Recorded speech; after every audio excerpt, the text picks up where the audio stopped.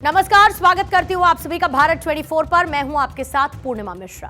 खबर सिर्फ खबर नहीं होती, कुछ खबरें खबरदार करती हैं तो कुछ खबरें हमें तैयार करती हैं।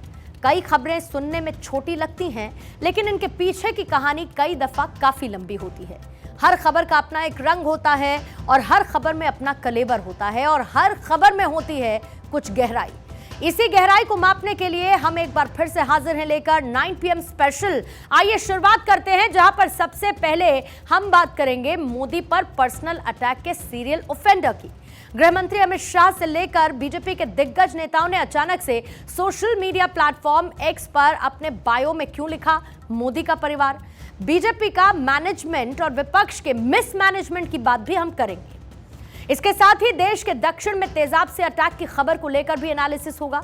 आखिर क्यों हमारे देश में एसिड अटैक की खबरें आम होती जा रही हैं, और ये तब है जब हमारे देश की संसद ने साल 2013 में इसको लेकर एक कठोर कानून बनाया।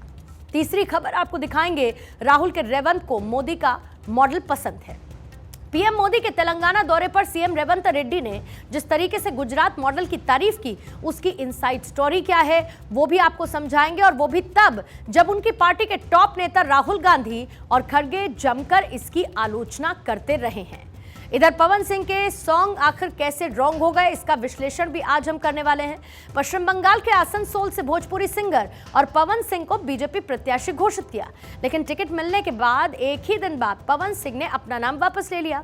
पवन सिंह की बंगाल की बेटी को लेकर गाए गए गानों के साथ बंगाल की अस्मिता और संस्कृति को किसने खतरा बता दिया। आखिर भोजपुरी सिनेमा में विमेन ऑब्जेक्टिफिकेशन क्यों, इस पर भी बात करेंगे। और आइए 9 PM स्पेशल की इसी के साथ शुरुआत करते हैं, और पहले खबर क्या है ये आपको बता देते हैं। मोदी की लोकसभा चुनावों में ओवर द टॉप जीत के पीछे जो शुद्ध राजनीतिक कारण है, उसमें सबसे अहम है बीजेपी का मैनेजमेंट और विपक्षियों का मिसमैनेजमेंट। बीजेपी अपने चुनावी प्रचार के लिए पहले मुद्दा नहीं देती, बल्कि वो विपक्षियों के मुद्दे को ही अपना मुद्दा बना लेती है। आपको याद होगा, साल 2019 में विपक्ष ने नारा दिया था कि चौकीदार चोर है। मोदी ने नारा दिया, मैं भी चौकीदार। साल 2014 में मोदी को चाय वाला कहकर अपमानित करने की कोशिश हुई, तो मोदी ने डंके की चोट पर कह दिया, हाँ मोदी चाय वाला है और चाय वाला भी इस देश का प्रधानमंत्री बन सकता है। 2024 के चुनाव सिर पर हैं और मोदी ने नारा दिया है कि पूरा देश मेरा परिवार है। लेकिन इस बार भी इस नारे के पीछे फॉर्मूला किसी और ने नहीं, बल्कि विपक्ष ने ही दिया है। 2024 चुनावों के बीच आरएलडी के चीफ लालू प्रसाद यादव ने कह दिया कि मोदी का परिवार कहां है, जिसके जवाब में पीएम मोदी ने कह दिया कि पूरा देश ही मेरा परिवार है। सबसे पहले इन दो स्टेटमेंट्स में जो कुछ कहा गया वो आपको जरूर सुनना चाहिए। मोदी आजकल परिवारवाद पर हमला कर रहे हैं। अरे भाई, तुम बताओ ना कि तुमको क्यों परिवार में कोई संतान नहीं तुमको हुआ, बताओ।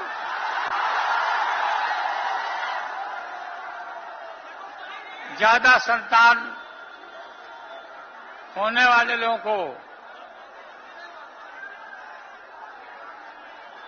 बोलता कि परिवारवाद है, परिवार के लिए लोग लड़ रहे हैं। ये नौजवान, यही मेरा परिवार है। आज देश की करोड़ों बेटियां, माताएं, बहनें, यही मोदी का परिवार है। आज देश का हर गरीब, ये मेरे परिवार है। आज देश के कोटि कोटि बच्चे, बुजुर्ग, ये मोदी का परिवार है। जिसका कोई नहीं है वो भी मोदी के हैं और मोदी उनका है। पीएम मोदी के ये नारा देते ही बीजेपी के बड़े बड़े नेताओं ने अपने ट्विटर प्रोफाइल से अपना बायो चेंज कर अपने नाम के आगे लिख दिया मोदी का परिवार। जिन नेताओं ने अपने नाम के आगे मोदी का परिवार लगाया, उसमें अमित शाह शामिल हैं, जेपी नड्डा हैं, इसके साथ साथ नितिन गडकरी, पीयूष गोयल, अनुराग ठाकुर हैं, संबित पात्रा हैं, शहजाद पूनेवाला और इसके साथ साथ कई बड़े नेताओं के नाम भी इस फहरिस्त में शामिल हैं। अब इस पूरी खबर का एक और एंगल आपको समझ लेना चाहिए। जब विपक्ष ने अपमान करने की इच्छा से मोदी पर पर्सनल अटैक किया, तब पीएम मोदी ने इन्हीं पर्सनल अटैक से क्रोधित होने की बजाय बड़े ही संयम के साथ इन्हें अपने ही पक्ष में कर लिया। साल 2014 में चाय वाली टिप्पणी को अपने पक्ष में प्रधानमंत्री ने किया।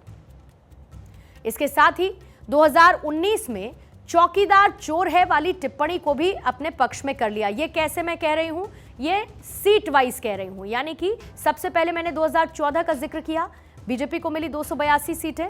साल 2019 में इन्होंने हासिल की 303 सीटें। जो अंबेडकर जी की सबसे बड़ी ख्वाहिश थी, उसको साकार करने में एक व्यक्ति का सबसे बड़ा योगदान था, उनका नाम था जवाहरलाल नेहरू। अब इस परिवार के बारे में ऐसी गंदे बातें कहें, और वो भी जबकि अंबेडकर जी के याद में एक बहुत बड़ा इमारत यहाँ उसका उद्घाटन हो रहा है। मुझको लगता है कि ये आदमी बहुत नीच किस्म का आदमी है, इसमें कोई सभ्यता नहीं है। देश का चौकीदार चोर है, यह दिमाग में घुस गया है।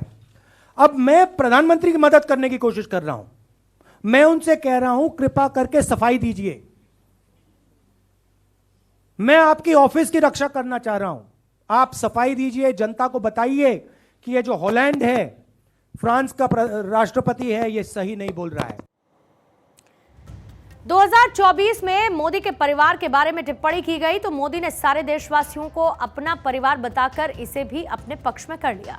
अब सवाल यह है कि इस बार कितनी सीटें आएंगी।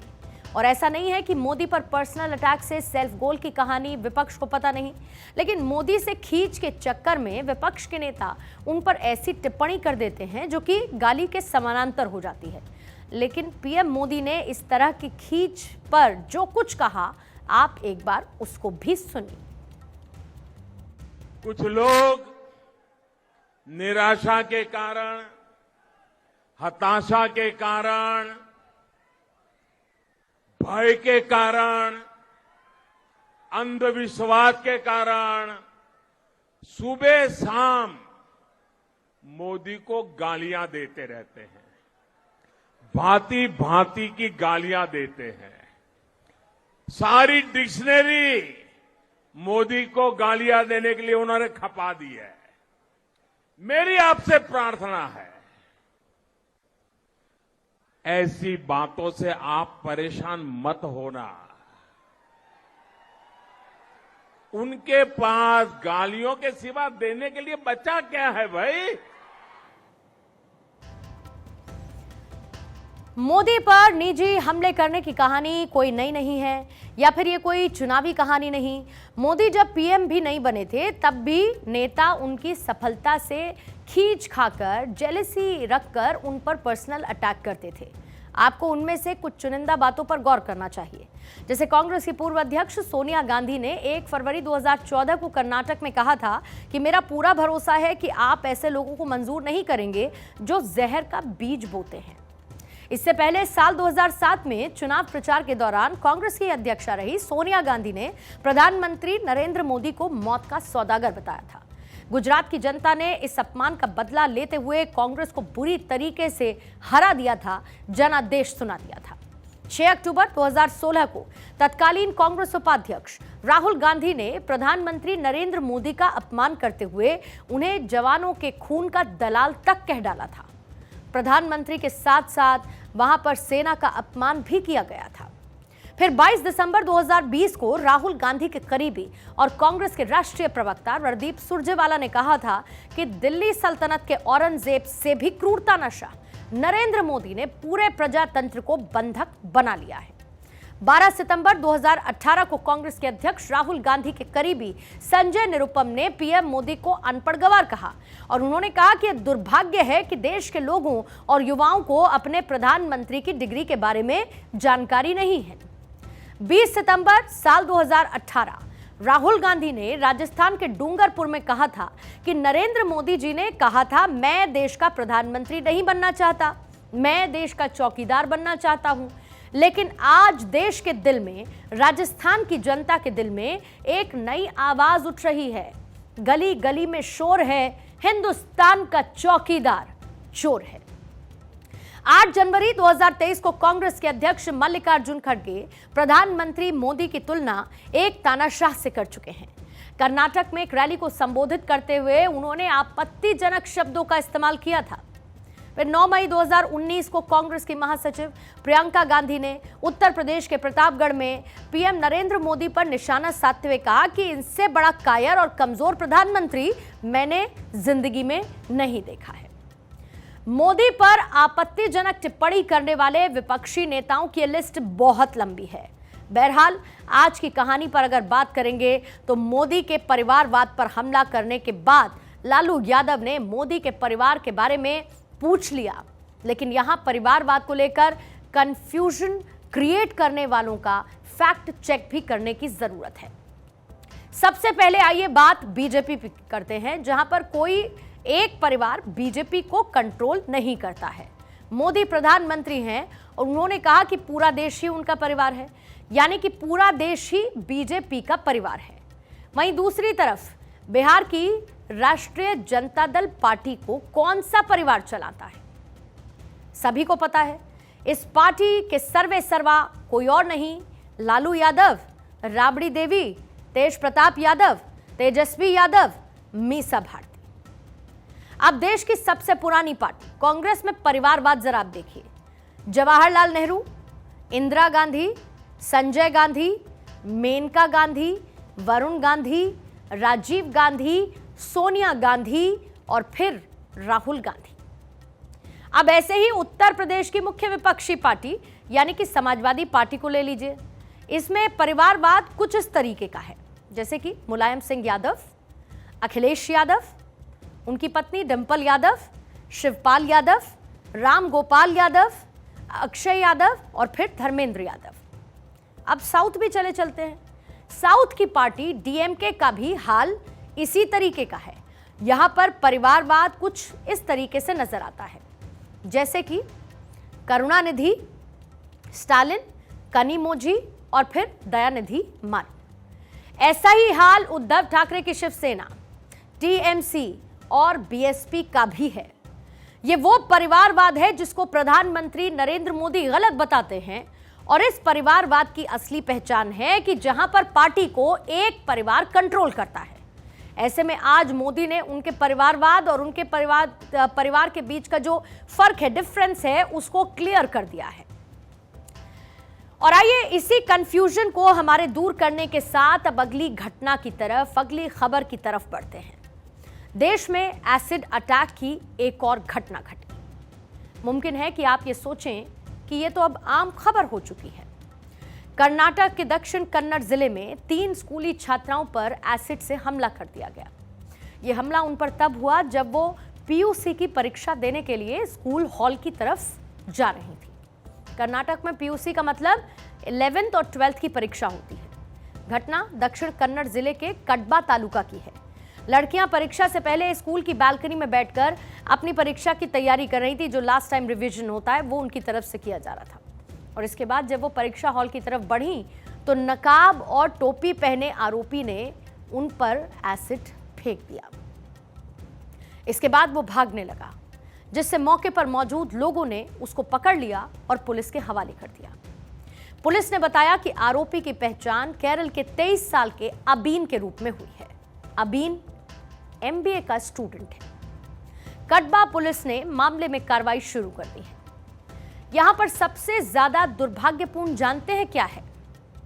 हमारे देश में एसिड अटैक की खबरें आम होती जा रही हैं, और यह तब है जब हमारे देश की संसद ने साल 2013 में इसको लेकर एक कठोर कानून बनाया, जिसमें दोषियों को कम से कम 10 साल की सजा का प्रावधान रखा गया। लेकिन यहां पर गौर करने वाली बात यह है कि हमने कठोर कानून तो बना लिया, सजाएं भी बढ़ा दी, लेकिन इन कानूनों को लागू कराने के लिए जो सिस्टम चाहिए शायद वो हमारे पास नहीं है। जो ईमानदारी चाहिए शायद वो भी हमारे पास नहीं है। भारत सरकार के मुताबिक साल 2018 से साल 2022 के बीच 4 साल में देश के अंदर एसिड अटैक की 386 घटनाएं हुई।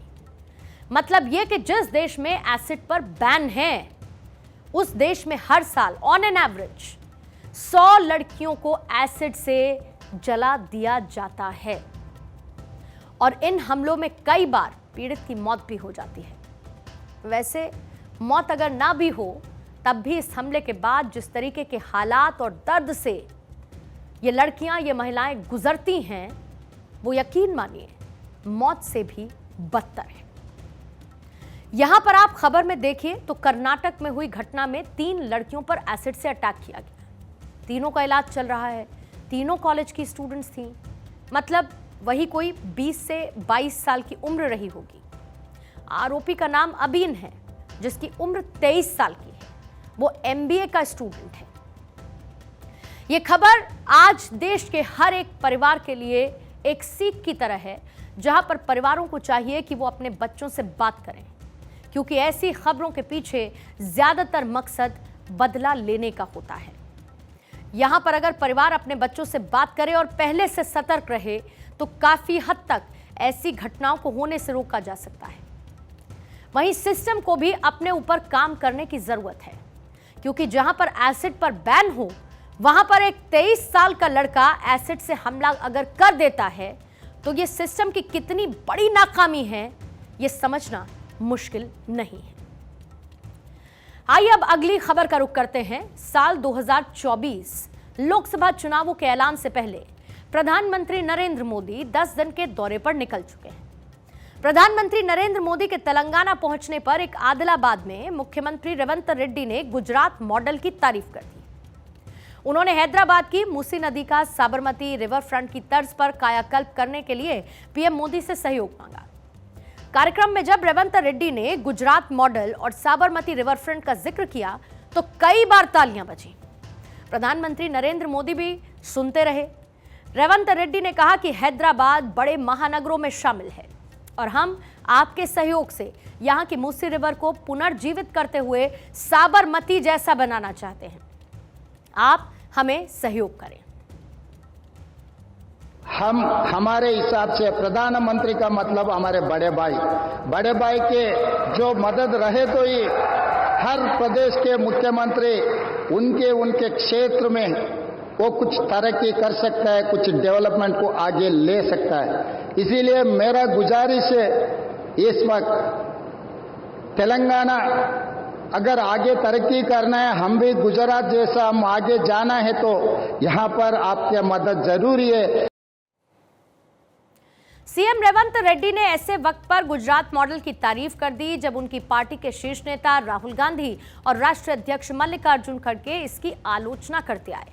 गुजरात कांग्रेस से लेकर पार्टी के शीर्ष नेताओं ने हमेशा ही गुजरात मॉडल को झूठा और दिखावे का प्रतीक बता दिया है। अब देखना यह है कि कांग्रेस पार्टी की तेलंगाना के मुख्यमंत्री रेवंत रेड्डी पर प्रतिक्रिया क्या सामने आती है। लेकिन इसी बीच यह भी समझना होगा कि कांग्रेस की देश के गिनती भर राज्यों में सरकारें बची हैं। जहां पर बची हैं वहां भी कब तक बची हैं, इसको लेकर भी सवाल खड़े होते हैं। जैसे कि हिमाचल प्रदेश में जो सियासी संकट है वो बहुत कुछ कहता है। आपको एक मैप दिखा देती हूं। देश के पूर्व में कांग्रेस की किसी भी राज्य में सरकार नहीं है। इधर पश्चिम आ जाइए, पश्चिम में भी कांग्रेस की सरकार कहीं नहीं है। उत्तर के हिमाचल प्रदेश में कांग्रेस की सरकार जरूर है, लेकिन वो भी सियासी संकट के दौर से इस वक्त गुजर रही है। इधर दक्षिण के कर्नाटक में कांग्रेस की सरकार है, तो वहीं दक्षिण के तेलंगाना में अब कांग्रेस के सीएम रेवंत रेड्डी प्रधानमंत्री नरेंद्र मोदी को अपना बड़ा भाई बता रहे हैं। साथ ही उनके गुजरात मॉडल की जमकर तारीफ भी कर रहे हैं और जाहिर है कि तारीफ ये बताती है कि वाकई में मोदी ने काम किया है और मोदी ही असली गारंटी है। अब एक बेहद अहम सवाल, देश को जरूरत किसकी है? फ्रीबी स्कीम, कल्याणकारी स्कीम या फिर सब्सिडी स्कीम की? दिल्ली सरकार ने बजट में एक ऐसा ऐलान किया जिस पर बहस छिड़ गई है। मध्य प्रदेश के पूर्व सीएम शिवराज सिंह चौहान की राह पर चलते हुए दिल्ली में केजरीवाल भी लाडली बहन वाली स्कीम लेकर आए हैं। इस पूरी खबर का हम एनालिसिस करेंगे, लेकिन उससे पहले आपको थोड़ा सा फ्लैशबैक में लेकर चलते हैं। आपको याद होगा अरविंद केजरीवाल ने मुफ्त योजनाओं की घोषणा करने की जो राजनीति शुरू की थी, उसने उन्हें दिल्ली में अजय बना दिया। और इन्हीं मुफ्त की योजनाओं के दम पर आम आदमी पार्टी ने दिल्ली के बाद पंजाब में भी शानदार जीत हासिल की, क्योंकि पंजाब में भी कुछ ऐसी ही स्कीम्स का ऐलान किया गया था। और फिर बाद में राष्ट्रीय पार्टी भी आम आदमी पार्टी बन गई। अब जबकि अरविंद केजरीवाल के ऊपर लोकसभा चुनावों से ठीक पहले शराब घोटाले में गिरफ्तार किए जाने का खतरा मंडरा रहा है, ऐसे में दिल्ली सरकार ने मुफ्त की घोषणाओं को एक नए लेवल पर पहुंचा दिया है। पार्टी ने दिल्ली की हर एक महिला को 1000 रुपए प्रति महीना देने की घोषणा की है। आम आदमी पार्टी ने स्वयं इसे राजधानी में राम राज्य आने की संज्ञा दी। इसे आम आदमी पार्टी का एक बड़ा चुनावी दौर भी कहा जा रहा है। अब दिल्ली में 18 साल से ऊपर की हर महिला के लिए, चाहे वो हमारी छोटी बहन हो, बड़ी बहन हो, चाहे कोई माता हो, हर एक के लिए हर महीने 1000 रुपये का इंतजाम कर दिया। हर महीने उनके अकाउंट में 1000 रुपये जाएंगे। ये बहुत बड़ी बात है और इस पे कई सालों से हम काम कर रहे थे। जाहिर तौर पे इस पे काफ़ी पैसे का खर्च आएगा, लेकिन चूंकि दिल्ली में अब एक बहुत ही ईमानदार सरकार है, एक एक पैसा बचाती है।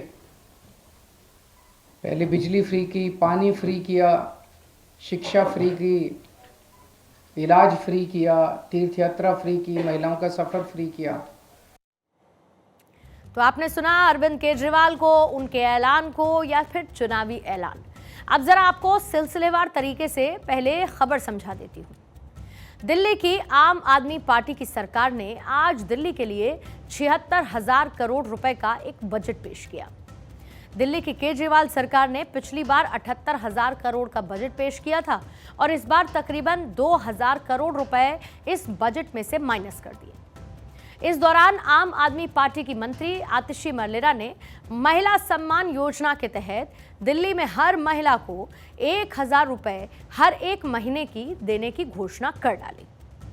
महिलाओं के कल्याण और उनके सशक्तिकरण के लिए 2024-25 के बजट में मुख्यमंत्री महिला सम्मान योजना के तहत 2000 करोड़ रुपए आवंटित किए गए हैं। आतिशी ने कहा है कि केजरीवाल सरकार महिलाओं और बेटियों के लिए एक क्रांतिकारी योजना लेकर आई है, ताकि किसी बहन बेटी को किसी के आगे हाथ न फैलाना पड़े। अध्यक्ष महोदय, हमारे परिवारों में जब भी कोई बेटी या बहन ससुराल से आती है तो उसके बड़े भाई या उसके पिताजी उसके हाथ में कुछ पैसे थमा देते हैं, क्योंकि वो चाहते हैं कि उनकी बहन या उनकी बेटी को अपनी ज़रूरतों के लिए किसी से कुछ मांगना ना पड़े। और आज दिल्ली के मुख्यमंत्री अरविंद केजरीवाल जी एक बड़े बेटे का फर्ज निभाते हुए 2024-25 में एक नई क्रांतिकारी योजना लेकर आ रही हैं। ये शायद 2024-25 के बजट का सबसे बड़ा कदम है। इस योजना का नाम है मुख्यमंत्री महिला सम्मान योजना और इसके तहत 18 साल की उम्र से ज़्यादा की हर महिला को 1000 रुपए प्रति माह की सम्मान राशि। अब आपको यह भी बता देते हैं कि आखिर केजरीवाल सरकार की महिला सम्मान योजना है क्या। दरअसल वित्तीय वर्ष 2024-25 से 18 साल से अधिक आयु की सभी महिलाओं को 1000 रुपए हर महीने दिए जाएंगे। मुख्यमंत्री महिला सम्मान योजना के तहत महिलाओं को यह लाभ दिया जाएगा। आप सरकार इस योजना को पंजाब में लागू कर चुकी है और उसी योजना की तर्ज पर इस योजना को दिल्ली में लागू किया जाएगा। पंजाब की तरह इस योजना को ऑनलाइन आवेदन करने की कोई प्रक्रिया या फिर इसके लिए पोर्टल नहीं होगा। ये योजना केवल ऑफलाइन मोड के जरिए ही उपलब्ध होगी और इस योजना का लाभ पाने के लिए महिला को दिल्ली का नागरिक होना चाहिए, यानी कि उनके पास दिल्ली का आधार कार्ड या फिर वोटिंग कार्ड होना चाहिए। इसके साथ ही यह भी जानना जरूरी है कि किन किन महिलाओं को इस योजना का लाभ नहीं मिलेगा। इसमें सरकार से पेंशन लेने वाली महिलाएं शामिल की गई हैं। सरकारी नौकरी या फिर इनकम टैक्स भरने वाली महिलाएं इस स्कीम से बाहर होंगी, उनको 1000 रुपये नहीं मिलेगा। वहीं बीजेपी के नेता बांसुरी स्वराज ने दिल्ली सरकार को इस पर निशाने पर लिया। ये कहा कि लोकसभा चुनाव सिर पर है, तो ऐसे में दिल्ली की केजरीवाल सरकार को मात्र शक्ति याद आ रही है।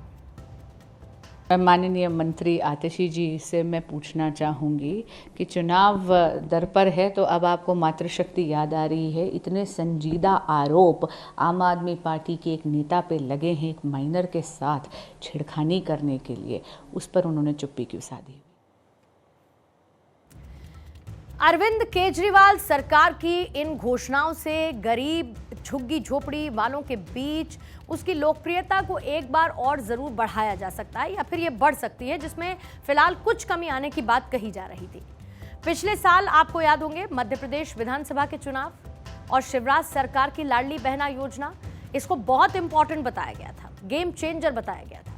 और अब लोकसभा चुनाव से पहले दिल्ली की केजरीवाल सरकार भी शिवराज मामा के बनाए हुए रास्ते पर निकल पड़ी है। जाहिर है कोशिश उसी माइलेज को लेने की है जो इस लाडली बहना योजना के साथ बीजेपी को मध्य प्रदेश में मिला। वही कोशिश दिल्ली की आम आदमी पार्टी की सरकार की है। और आइए अब आगे बढ़ते हैं। शनिवार को बीजेपी ने 195 कैंडिडेट की पहली लिस्ट जारी कर दी। पश्चिम बंगाल के आसनसोल से भोजपुरी सिंगर और पवन सिंह को बीजेपी प्रत्याशी घोषित किया गया, लेकिन टिकट मिलने के एक ही दिन बाद पवन सिंह ने अपना नाम विड्रॉ कर लिया। आइए आपको दिखाते हैं जब पवन सिंह का नाम अनाउंस किया जा रहा था और टिकट मिलने की खुशी। पवन सिंह उस दौरान जिम में थे। Look at the pictures, he was smiling first. फिर मिठाई बांटी गई, लोगों ने बधाइयां देनी शुरू कर दी। लेकिन कुछ घंटों बाद ही उन्होंने सोशल मीडिया एक्स पर एक पोस्ट डाला और आसनसोल से चुनाव लड़ने से इनकार कर दिया और बीजेपी आला कमान का धन्यवाद देते हुए लिखा कि किसी कारणवश आसनसोल से चुनाव नहीं लड़ पाऊंगा। वहीं अब पश्चिम बंगाल की आसनसोल सीट से बीजेपी एक नया दांव खेलने की तैयारी में है। खबरों की माने तो पवन सिंह के उम्मीदवारी वापस लेने के बाद बीजेपी भोजपुरी चेहरे के रूप में एक्ट्रेस अक्षरा सिंह को मैदान में उतार सकती है। शत्रुघ्न सिन्हा वर्तमान में यहां से टीएमसी के सांसद हैं। सोशल मीडिया पर जिस तरीके से पवन सिंह के फिल्म के पोस्टर ट्रेंड करने लगे, दरअसल स्टार बनने के लिए पवन सिंह ने जो गाने अपनी फिल्मों में गाए थे, खास करके जो भोजपुरी गानों के चलते पवन सिंह सोशल मीडिया पर ट्रोल होने लगे। खासतौर पर पवन सिंह के बंगाल की बेटी को लेकर गाए गए गीतों के साथ बंगाल की अस्मिता और संस्कृति को खतरा बताते हुए उनके खिलाफ एक लगातार कैंपेन चलाया गया। पवन सिंह ने कहा कि मैंने बीजेपी अध्यक्ष जेपी नड्डा के सामने अपनी बात रख दी। जब मीडिया ने उनसे पूछा कि क्या बंगाल को लेकर आपने जो गाने गाए उसके चलते टिकट कटा है, तो क्या कुछ पवन सिंह ने कहा, आपको वो भी सुनवा देते हैं। अध्यक्ष जी से हमारी बात हो गई, हमने अपनी बात रख दी है, आगे जो भी होगा अच्छा होगा। अब ये समय बताएगा, थोड़ा कुछ भी होगा हम आप लोगों से शेयर जरूर करेंगे। अभी थोड़ा होल्ड रखिए। क्या कारण रहा कि आपको वहाँ से हटना पड़ा? क्या कारण था वहाँ से? बंगाल को लेकर गाने गाए थे, उसका कारण रहा आपको हटना पड़ा? ठीक है भैया, चलिए सब समय की बात है, सब समय की बात है। Thank you. लेकिन ऐसे में सवाल यह है कि पवन सिंह के सॉन्ग आखिर रॉन्ग कैसे हो गए? तो उसकी वजह है भोजपुरी सिनेमा में विमेन ऑब्जेक्टिफिकेशन। जिस तरीके से महिलाओं को भोजपुरी सिनेमा में ऑब्जेक्टिफाई किया जाता है, उनको एक ऑब्जेक्ट के तौर पर समझा जाता है, उसके लिए कहीं ना कहीं पवन सिंह भी निशाने पर आते हैं। क्योंकि पवन सिंह अश्लील गाने और अश्लील किस्म के डांस के बलबूते पैसा और शोहरत कमा चुके हैं। आप स्क्रीन पर पवन सिंह की फिल्मों और गानों के कुछ पोस्टर्स इस वक्त आप देख रहे हैं उनकी इस तस्वीर के साथ, और उसमें वल्गैरिटी के साथ साथ ऐसी शब्दावली का इस्तेमाल किया गया जिसे कहीं से भी महिलाओं के लिए उचित नहीं समझा जा सकता है। क्योंकि सिनेमा समाज का आईना होती है और ऐसी फिल्मों के पोस्टर्स और गानों के जरिए महिलाओं को ऑब्जेक्ट समझने के लिए पवन सिंह को काफ़ी हद तक जिम्मेदार ठहराया जा सकता है। और इसको लेकर सवाल उठे। बहरहाल पवन सिंह अब उनकी टिकट कट चुकी है और इस बात का ऐलान उन्होंने सोशल मीडिया पर भी कर दिया है। आइए अब आगे बढ़ते हैं और अगली खबर आप ही से जुड़ी है, आपकी सेहत से जुड़ी हुई है और आपको सावधान करने वाली खबर है। दरअसल रेस्टोरेंट में खाना खाने के लिए आप 100% जाते होंगे। महंगे रेस्टोरेंट में ये सोचकर जाते होंगे कि खाना भी टॉप क्वालिटी का मिलेगा, लेकिन गुरुग्राम के एक महंगे रेस्टोरेंट ने खाने के बाद जो माउथ फ्रेशनर सर्व किया, जिसने रेस्टोरेंट में आए हुए लोगों को बीमार कर दिया है। ये जो तस्वीरें हैं, ये रेस्टोरेंट के अंदर की तस्वीरें हैं, इनको हमने ब्लर किया हुआ है। ये तस्वीरें लाफा रेस्टा रेस्टोरेंट की हैं। गुरुग्राम से हैरान कर देने वाला ये मामला सामने आया, जिसके बाद सजग होने की जरूरत है। रेस्टोरेंट में लोगों ने माउथ फ्रेशनर खाया और उसको खाने से 5 लोगों की हालत बिगड़ गई। आनन फानन में सभी को एक प्राइवेट हॉस्पिटल ले जाया गया। पीड़ित की शिकायत के आधार पर जो रेस्टोरेंट संचालक है, उसके खिलाफ पुलिस ने FIR भी दर्ज कर ली और मामले की जांच की जा रही है। दरअसल अंकित कुमार नाम का एक शख्स अपनी पत्नी और दोस्तों के साथ पार्टी करने के लिए खेड़की दौला सेक्टर 90 के लाफा रेस्टा रेस्टोरेंट में पहुंचे। खाना खाने के बाद रेस्टोरेंट स्टाफ ने उन्हें माउथ फ्रेशनर ऑफर किया। आरोप यह है कि जैसे ही उन लोगों ने माउथ फ्रेशनर खाया, उनकी हालत बिगड़ने लगी। देखते ही देखते लोगों के मुंह से ब्लड आने लगा, लेकिन रेस्टोरेंट संचालक और स्टाफ वहीं पर खड़ा होकर यह सब कुछ देखता रहा। इसके बाद अंकित ने गुरुग्राम पुलिस को इसकी जानकारी दी। पुलिस ने मौके पर पहुंचकर पीड़ितों को अस्पताल में भर्ती करवाया। फिलहाल जांच तो चल रही है, लेकिन माउथ फ्रेशनर खाने के बाद इन लोगों का जो हाल हुआ वो वाकई सावधान करता है। और उसकी वजह यह है कि आप भी जब किसी भी रेस्टोरेंट में जाते हैं तो आप खाने के बाद माउथ फ्रेशनर का सेवन जरूर करते हैं, जो कि होटल की तरफ से सर्व किया जाता है। और इसीलिए यह खबर आप तक पहुंचानी जरूरी थी कि इस खबर को देखकर समझकर आप सावधान हो जाएं।